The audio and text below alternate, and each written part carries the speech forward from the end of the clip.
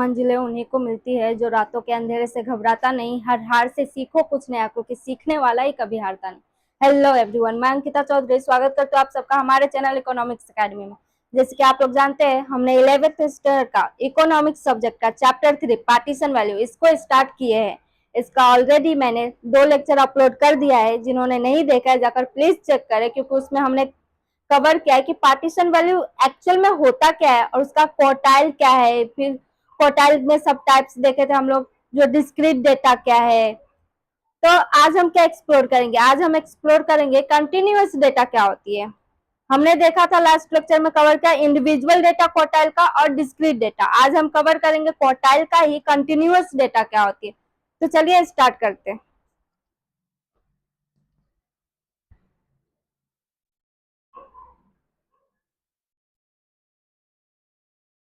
Continuous data एक ऐसा data रहती है जो नंबर्स में ना कंटिन्यू वे में रहता है। मतलब कोई कोई डेटा ऐसा रहती है, देखो, जो 1 के बाद 2 आना चाहिए, 2 नहीं आकर 5 है, 6 है, ऐसा नंबर्स होती है। और कोई कोई ग्रुप ऑफ डेटा लेते हैं, मतलब ग्रुप में जो डेटा लेते हैं, जो क्लास लेते हैं हम लोग, तो कभी कभी क्या होते हैं, ऐसे लेते हैं 10, 20, फिर 20, 30 ऐसे। लेकिन इसको कंटिन्यूअस कहते हैं। लेकिन जब हम ऐसे लेते हैं ना 10, 20, उसके बाद 30, 40 ऐसे, उसको अनकंटिन्यूअस कहते हैं।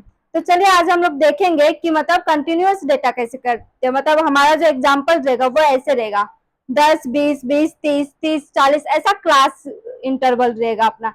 लेकिन जो कंटिन्यूअस नहीं रहती वो कैसा रहता है, वो रहता है 20 के बाद 30 आएगा, पर 30 से नहीं स्टार्ट होकर 40 से स्टार्ट हो रहा है। इसको कंटिन्यूअस डेटा नहीं कहते। तो आज हम एग्जांपल लेकर देखेंगे। तो आपके बुक में जो एग्जांपल से एक एग्जांपल दिया गया है जिसमें क्वेश्चन दिया गया है find out Q1 and Q3 of quartile for the following. तो हम लोग इसको ना पहले अपना जो एग्जांपल है, जो क्वेश्चन है, वो क्वेश्चन में जो दिया गया है क्लास इंटरवल वो दिया गया है 20, 30, 30, 40, 40, 50, 50, 60, ये अपना क्लास दिया है। और नंबर ऑफ ईयर क्या दिया है 7, 20, 17, 6। अब हम लोग इसको क्या करेंगे, हम लोग इसको असेंडिंग ऑर्डर में पहले कन्वर्ट करेंगे। ऑलरेडी ये असेंडिंग ऑर्डर में ही है वैसे। रेनफॉल इन सेंटीमीटर, सेंटीमीटर में है रेनफॉल अपना। और यहाँ पे नंबर ऑफ ईयर दिया है। और हमें क्या निकालना रहता है, क्यूमुलेटिव फ्रीक्वेंसी, CF मतलब क्यूमुलेटिव फ्रीक्वेंसी। अपना क्लास जो है 20, 30, 30, 40, 40, 50, 50, 60 ऐसे है। और अपना नंबर ऑफ ईयर क्या है 7, 20, 17, 6। अभी हम लोग ना इसका ना क्यूमुलेटिव फ्रीक्वेंसी निकालेंगे। क्यूमुलेटिव फ्रीक्वेंसी लास्ट लेक्चर में हमने सीखा था डिस्क्रीट डेटा में कैसे निकलता है।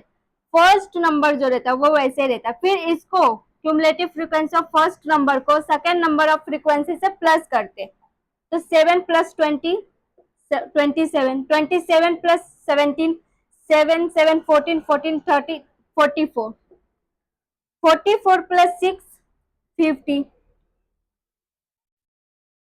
तो ये अपना क्यूमुलेटिव फ्रीक्वेंसी निकल गया। अभी हमें ना एन निकालना है। एन क्या होता है मैंने बताया था, नंबर ऑफ फ्रीक्वेंसी जो रहता है उसको सम कर दो तो एन निकल जाता है। 7 प्लस 20, 27, 27 प्लस 70, 44, 44 प्लस 6, 50। लेकिन इन शॉर्ट अगर आपको जानना रहे जो अपना एन सही निकला है या नहीं, तो हमें क्या करना पड़ता है, लास्ट नंबर ऑफ फ्रीक्वेंसी जो रहती है उसको मैच करना पड़ता है नंबर ऑफ फ्रीक्वेंसी से। तो हमें पता चल जाती है जो क्यूमुलेटिव फ्रीक्वेंसी और एन अपना सही है या नहीं है। अगर दोनों मैच कर रहा है तो सही होता है। अभी हम लोग जो कंटिन्यूअस डेटा कर रहे हैं उसका फॉर्मूला अलग है। तो उसका फॉर्मूला क्या है, पहले हम लोग ना Q1 निकालते हैं, क्योंकि हमें क्वेश्चन में दिया गया है जो Q1 निकालने के लिए और Q3 निकालने के लिए। तो हम लोग Q1 निकालते हैं। Q1 का फॉर्मूला क्या था, size of the n upon 4 of the nth observation. तो n अपॉन 4, तो n अपना क्या है 50, 50 divide by 4 is equal to 12.5। अगर 50 को 4 से डिवाइड करेंगे तो 12.5 आएगा। तो अपना Q1 जो है वो 12.5 आ गया, मतलब n जो है अपना वो 12.5 आ गया। लेकिन अब हमें Q1 निकालना बाकी है। तो Q1 का फॉर्मूला क्या है, L plus n/4 minus CF upon frequency into H। अभी ये L जो है L का मतलब होता है lowest number of quartile class, lowest value of quartile class. उसके बाद CF का मतलब तो क्यूमुलेटिव फ्रीक्वेंसी होता है।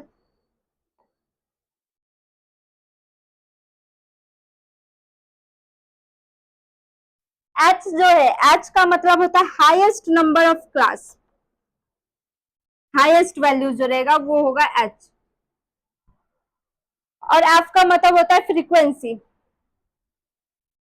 अभी हम लोग ये देखेंगे कि हमारा जो है हमारा क्यूमुलेटिव फ्रीक्वेंसी क्या होगा, फ्रीक्वेंसी क्या है ये क्लास में, और अपना क्लास कौन सा आएगा इस Q1 में। तो अपना जो n निकला है 12.5। अभी हम लोग ये चेक करेंगे कि 12.5 क्यूमुलेटिव फ्रीक्वेंसी में है या नहीं है। 12.5 क्यूमुलेटिव फ्रीक्वेंसी में है, नहीं है, एग्जैक्ट नंबर नहीं है।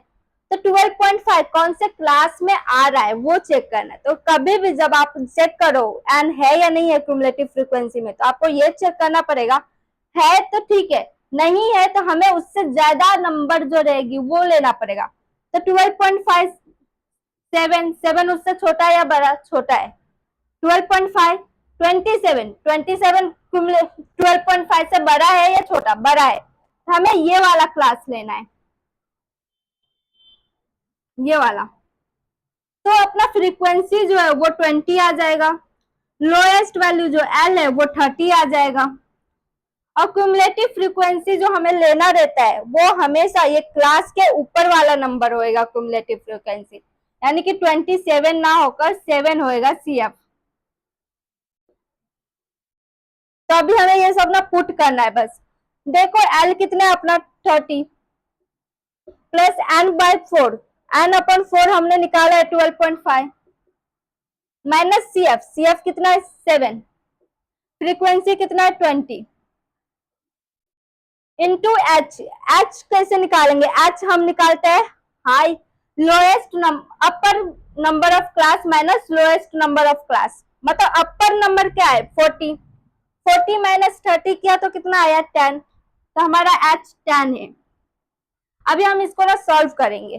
तो 12.5 को अगर हम माइनस करते हैं 7 से तो कितना आएगा 5.5, 12 में से 7 गया तो 5 आ जाता है। अब 0.5 5.5 अपॉन 20 इंटू H यानी कि 10, Q1 निकाल रहे हैं हम लोग अभी। तो अभी देखो हम अगर ये ब्रैकेट को सॉल्व करें तो हम अगर 5.5 को इंटू किए 10 से या फिर डिवाइड किए 10 से तो डेसिमल जो है वो हट जाएगा।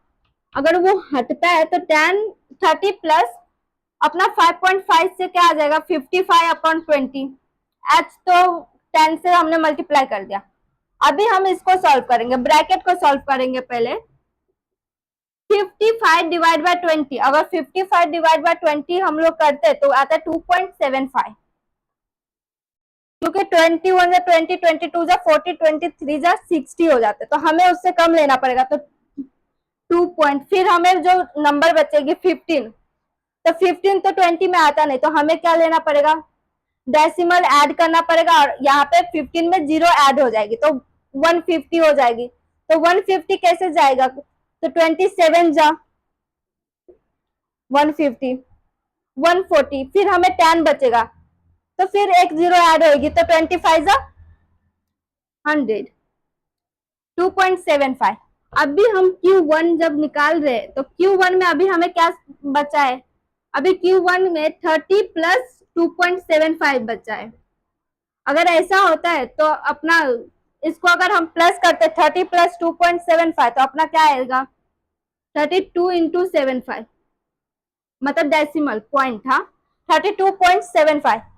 अब तो अपना Q1 जो है वो आ गया 32.75। ऐसे ही हमें Q3 भी निकालना है।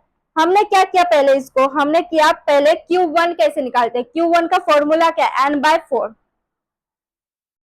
तो साइज ऑफ जो ऑब्जर्वेशन रहता है वो इंटू करते हैं nth ऑफ ऑब्जर्वेशन से, तो ये 50 डिवाइड बाय 4 आ गया, तो 12.5। फिर हमने चेक किया कि क्यूमुलेटिव फ्रीक्वेंसी में 12.5 कहाँ आता है, फिर हमने ये दिया। फिर फ्रीक्वेंसी क्या है वो चेक किया, 20 है। फिर लोएस्ट नंबर ऑफ क्लास क्या है, फिर अपर मतलब हाईएस्ट नंबर ऑफ क्लास क्या होता है, हाईएस्ट निकालने के लिए, h निकालने के लिए हमें क्या करना पड़ता है, upper of class minus lowest of class, मतलब जो भी वैल्यू रहेगी वो अपर में से लोएस्ट को माइनस करके जो इंटरवल रहता है अपना क्लास इंटरवल, वो निकालने के लिए डिफरेंस निकालते हैं और tan लिखते हैं, क्योंकि tan का डिफरेंस है अपने हर एक क्लास इंटरवल में। फिर हमने फॉर्मूला लगाया, फॉर्मूला क्या है, L plus n/4 minus C F upon F into H. तो हमने उसमें पुट किया और सॉल्व करते गए, तो Q1 अपना कितना है 32.75। अभी हम लोग Q3 निकालते हैं, क्योंकि Q3 भी हमारे क्वेश्चन में पूछा गया हमसे।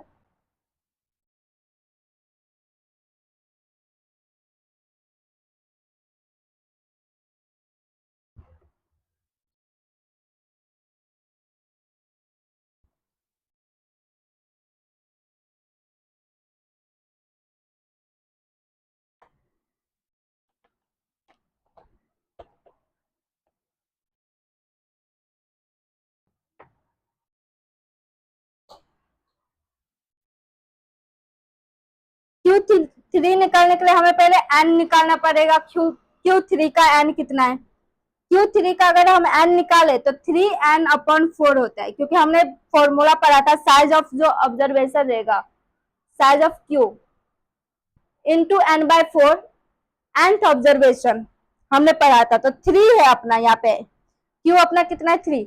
अभी 3n/4, n कितना है, n 50 है, 50 को इंटू किया 3 से, 3 इंटू 50/4।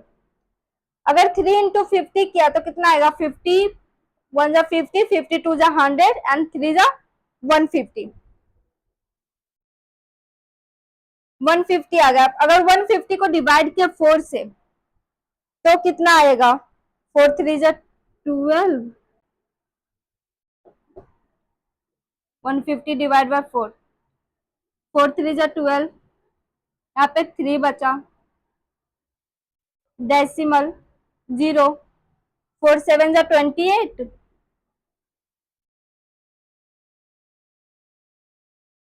2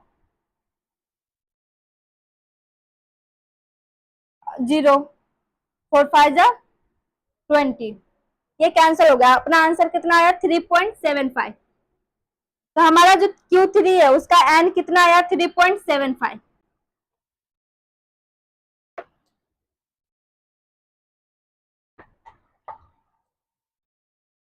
हमने फॉर्मूला का सब समझ लिए थे, L किसको कहते हैं लोएस्ट वैल्यू को, N किसको कहते हैं, F किसको कहते हैं, सब समझे। अभी हम लोग ये देखेंगे कि 3.75, आई एम सॉरी 3.75 नहीं 37.5 आएगा।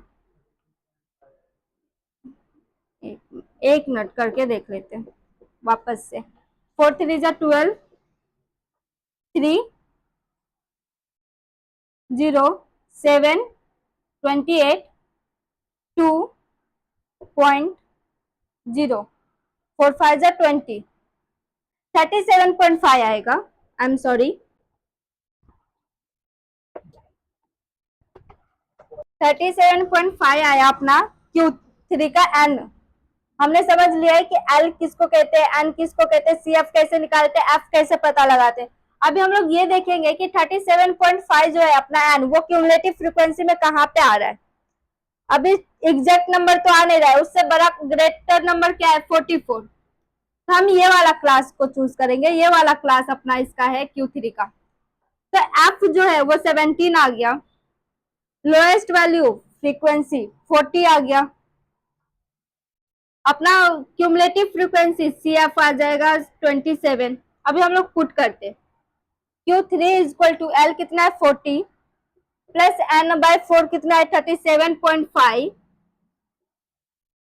माइनस CF यानी कि 27 अपॉन F 17 इंटू H यानी कि 10।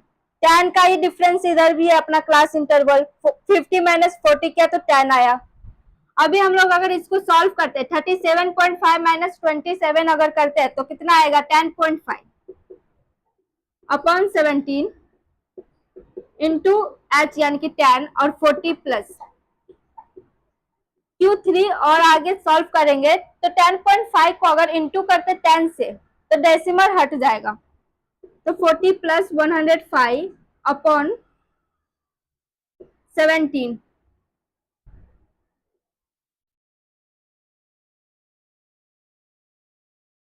हम लोग अगर अभी 105 को 17 से डिवाइड करेंगे तो हमारा आंसर आएगा 6.18। तो अभी हम लोग 40 और 6.1 को अगर प्लस किए Q3 निकालने के लिए तो अपना आ जाएगा 46.18। Q3 अपना 46.18 आया है, Q1 अपना कितना आया था पहले 32.75। अभी हम लोग चेक कर लेते हैं आंसर दोनों सही है या नहीं है।